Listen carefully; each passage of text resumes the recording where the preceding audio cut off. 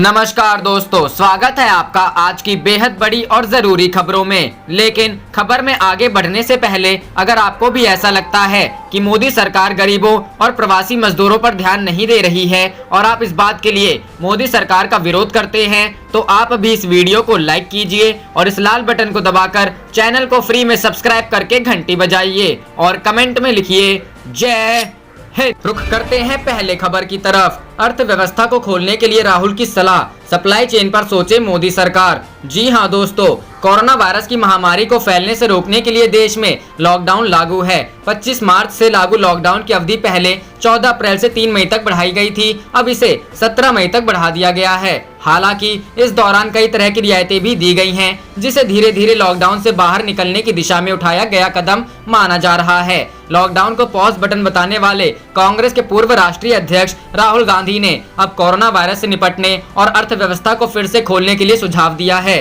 राहुल गांधी ने ट्वीट कर कहा है कि वायरस से निपटने के दौरान जोन के संदर्भ में सोचे। उन्होंने आगे कहा है कि अर्थव्यवस्था को फिर से खोलते समय आपूर्ति की चेन के बारे में सोचे। रुख करते हैं अगली खबर की तरफ। कांग्रेस ने सुशील मोदी के खिलाफ दर्ज कराई शिकायत, लीगल नोटिस भी भेजा। जी हां दोस्तों, बिहार के उप मुख्यमंत्री सुशील कुमार मोदी के खिलाफ कांग्रेस ने पुलिस में शिकायत दर्ज कराई और लीगल नोटिस भी भेजा है। कांग्रेस ने ये शिकायत सुशील कुमार मोदी के उस आरोप के बाद कराई है जिसमें उन्होंने कहा था कि मुख्यमंत्री राहत कोष में कोरोना से लड़ने के लिए विपक्ष ने कोई मदद नहीं की। दरअसल सुशील मोदी ने पिछले दिनों ट्वीट कर विपक्ष पर कोरोना के दौरान मदद नहीं करने का आरोप लगाया था। इसके बाद बिहार कांग्रेस ने डिप्टी सीएम सुशील मोदी के आरोप को गलत बताया और कानूनी नोटिस भेजा। कांग्रेस नेता प्रेमचंद मिश्रा ने कहा कि हमने अपना वेतन दिया है कोरोना के खिलाफ लड़ाई में। उन्होंने कहा कि कई और विधायकों ने इस दौरान मदद की है, लेकिन सुशील मोदी ने झूठा ट्वीट किया। डिप्टी सीएम सुशील मोदी ने बीते दिनों विपक्षी दलों को संवेदनहीन बताते हुए कहा कि कोरोना संक्रमण और लॉकडाउन के दौर में बीजेपी जेडीयू के सभी विधायकों ने अपना एक माह का वेतन मुख्यमंत्री राहत कोष में दिया है, लेकिन आरजेडी और कांग्रेस के विधायकों ने राहत कोष में एक पैसा भी नहीं दिया, बल्कि विधायक निधि से 50 लाख रुपए देने का विरोध कर अपनी संवेदनहीनता भी उजागर की है। सुशील मोदी ने कहा कि हमारी सरकार राज्य के बाहर फंसे लोगों को मदद पहुंचा रही है। अब बिहार सरकार विशेष रेल के जरिए बाहर फंसे लोगों की घर वापसी करा रही है, लेकिन बाहर से आने वाले लोगों को पहले क्वारंटीन सेंटर में 21 दिन रहना होगा। इसके लिए पंचायत स्तर पर बनाए गए क्वारंटीन सेंटर में लोगों के लिए गमछा, साबुन, खाने पीने के इंतजाम के साथ उनके लिए अतिरिक्त शौचालय के निर्माण के साथ चिकित्सीय व्यवस्था भी कराई जा रही है। रुख करते हैं अगली खबर की तरफ। लॉकडाउन में अप्रत्याशित रूप से बढ़ी बेरोजगारी, अप्रैल में 9.1 करोड़ का रोजगार छिना। जी हां दोस्तों, कोरोना वायरस संकट और उसे और फैलने से रोकने के लिए देश भर में लागू लॉकडाउन की वजह से देश में बेरोजगारी तेजी से बढ़ गई है। Centre for monitoring Indian economy ने अपनी ताजा रिपोर्ट में आगाह किया है कि पिछले एक हफ्ते में बेरोजगारी दर देश में बढ़कर अप्रत्याशित 27.1% हो गई। सेंटर ने कहा है कि लॉकडाउन के दौरान अप्रैल में 9.1 करोड़ छोटे व्यापारियों और दिहाड़ी मजदूरों का रोजगार छिन गया। कोरोना वायरस संकट के दौरान आर्थिक अनिश्चितता के माहौल में लाखों मजदूरों का पलायन इस संकट का पहचान सी बन गई है। लॉकडाउन के दौर में ठप पड़ी अर्थव्यवस्था की वजह से करोड़ों मजदूरों और कर्मचारियों का रोजगार छिन गया है। भारतीय अर्थव्यवस्था पर नजर रखने वाली संस्था centre for monitoring Indian economy ने अपने ताजा आकलन में दावा किया है कि 3 मई को खत्म होने वाले पिछले हफ्ते के दौरान बेरोजगारी दर बढ़कर 27.1% पहुंच गई। ये अब तक की सबसे ऊंची बेरोजगारी दर है। 2019-20 के दौरान कुल औसत रोजगार 40.4 करोड़ था, जो अप्रैल 2020 में 30% गिरकर 28.2 करोड़ रह गया, यानी 12.2 करोड़ रोजगार घट गया। Indian chartered accountants of India के पूर्व अध्यक्ष वेद जैन कहते हैं, असंगठित क्षेत्र के मजदूरों और प्रवासी मजदूरों को मनरेगा के तर्ज पर डायरेक्ट जॉब क्रिएट करना होगा। उन्हें इंसेंटिव और मेहनताना देना जरूरी होगा। इससे इकोनॉमी में बूस्ट होगा, डिमांड बढ़ेगा, प्रोडक्टिविटी बढ़ेगी और रोजगार के अवसर पैदा होंगे। रुख करते हैं अगली खबर की तरफ। मजदूरों के किराए पर राजनीति तेज, कांग्रेस के बाद अब बसपा प्रमुख मायावती ने भी दिया मदद का ऑफर। जी हां दोस्तों, श्रमिक स्पेशल ट्रेनों से गांव जा रहे मजदूरों के किराए को लेकर राजनीति तेज हो गई है।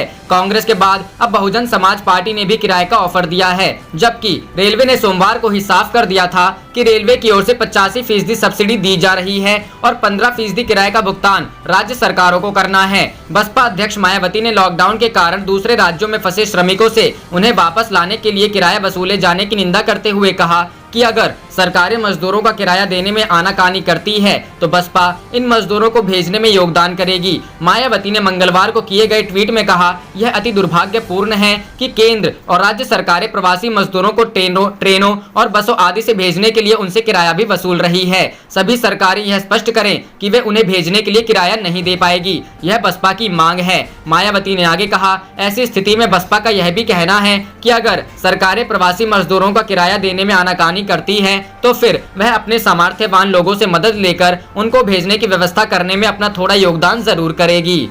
रुख करते हैं अगली खबर की तरफ। लॉकडाउन में यूपी की इनकम धड़ाम, टारगेट से कोसों दूर रह गया राजस्व। जी हां दोस्तों, कोरोना वायरस के संक्रमण का प्रसार रोकने के लिए पूरे देश में लॉकडाउन लगाया गया है। लॉकडाउन के पहले 2 चरण के दौरान 40 दिन तक आर्थिक गतिविधियां पूरी तरह बंद रखी गई थीं। इसका असर ये हुआ है कि कारोबारियों के साथ ही सरकारों को भी भारी आर्थिक नुकसान पहुंचा है। उत्तर प्रदेश सरकार को भी लॉकडाउन के कारण भारी आर्थिक झटका लगा है। सरकार को अब तक तय वार्षिक टारगेट का महज 2.7% राजस्व ही मिल पाया है।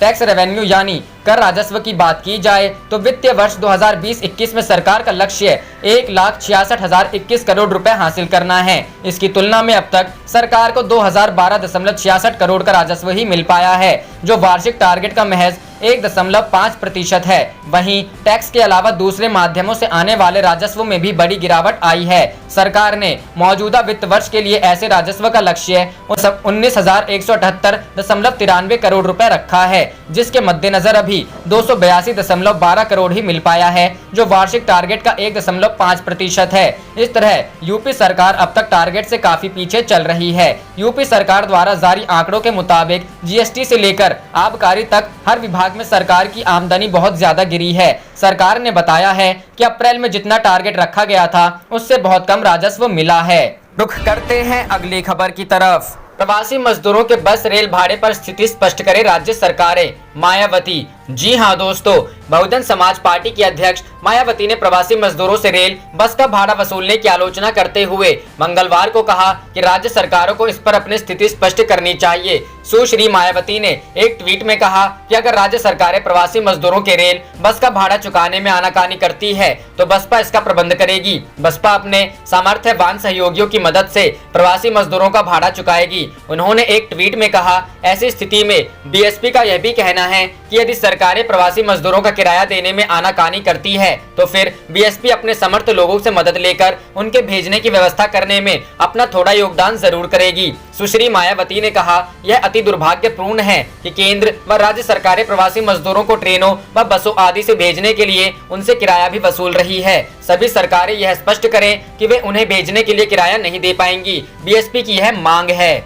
रुख करते हैं अगली खबर की तरफ। मुंबई से यूपी आए मजदूर बोले, हमसे लिया गया टिकट का 740 रुपया। जी हां दोस्तों, महाराष्ट्र समेत कई प्रदेशों से उत्तर प्रदेश और बिहार के प्रवासी मजदूरों के लौटने का सिलसिला जारी है। मुंबई से सोमवार को यूपी के सिद्धार्थ नगर और आसपास के जिलों में मजदूर लौटे हैं। इन मजदूरों से रेलवे टिकट के बदले 740 रुपए भी लिए गए। किसी तरह पैसे का इंतजाम करने के बाद मजदूर घर लौट आए हैं। सिद्धार्थ नगर पहुंचे एक मजदूर का कहना है कि उसके पास लॉकडाउन में सारे रुपए पैसे खत्म हो गए थे, लेकिन जब वह स्टेशन पर पहुंचा तो वहां पर उनसे टिकट खरीदने के नाम पर रुपए लिए गए और टिकट लेकर ही उनको ट्रेन में बैठाया गया। उसने कहा कि मैंने किसी तरह से टिकट खरीदा और अपने गांव वापस आ गया। वहीं एक मजदूर का कहना है कि मैं नाला सुपारा से आ रहा हूं, पैसा नहीं था तो कर्ज लेकर आया हूं। सरकार ने टिकट का पैसा भी लिया है। लोग बोल रहे थे कि फ्री में जाएंगे, लेकिन हम लोगों से पैसा लिया गया। जितना पैसा था सब खर्च हो गया है। आते आते 1 रुपया भी जेब में नहीं है। अपना दुखड़ा रोते हुए एक मजदूर ने कहा कि हमसे 740 रुपया टिकट का पैसा लिया गया, फिर हम लोगों को ट्रेन में बैठाया गया। खाना पानी की व्यवस्था फ्री थी। हम लोगों को गोरखपुर उतारा गया, फिर बस में बैठाकर गांव पहुंचा दिया गया है। हम लोगों को अपने गांव वापस आना था, इसलिए हमें पैसा देना पड़ा। वहीं प्रवासी राम खेलवन गुप्ता ने बताया, मैं मुंबई के नाला सुपारा से आ रहा हूं। केंद्र सरकार ने एक टिकट का हम लोगों से 740 रुपया लिया। पैसा था नहीं, किसी तरह व्यवस्था करके वापस लौटे हैं। फिलहाल मजदूर अपने गाँव के बाहर क्वारंटीन कर दिए गए हैं। रुख करते हैं अगली खबर की तरफ। अर्नब गोस्वामी के खिलाफ सुप्रीम कोर्ट पहुंची महाराष्ट्र सरकार, 3 सप्ताह तक है गिरफ्तारी पर रोक। जी हां दोस्तों, कोरोना वायरस के संकट के बीच महाराष्ट्र में अलग तरह का विवाद छिड़ा हुआ है। पालघर में 2 साधुओं समेत कुल 3 लोगों को पीट कर हत्या किए जाने के मामले में पत्रकार अर्नब गोस्वामी के खिलाफ महाराष्ट्र सरकार ने सुप्रीम कोर्ट का दरवाजा खटखटाया है।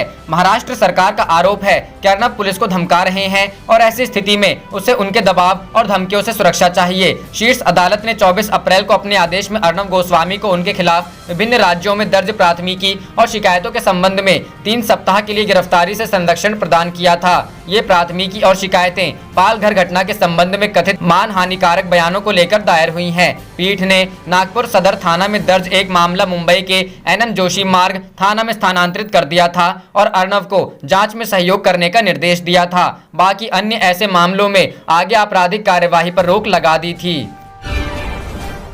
आप देख रहे थे आपका अपना चैनल जय हिंद जय भारत।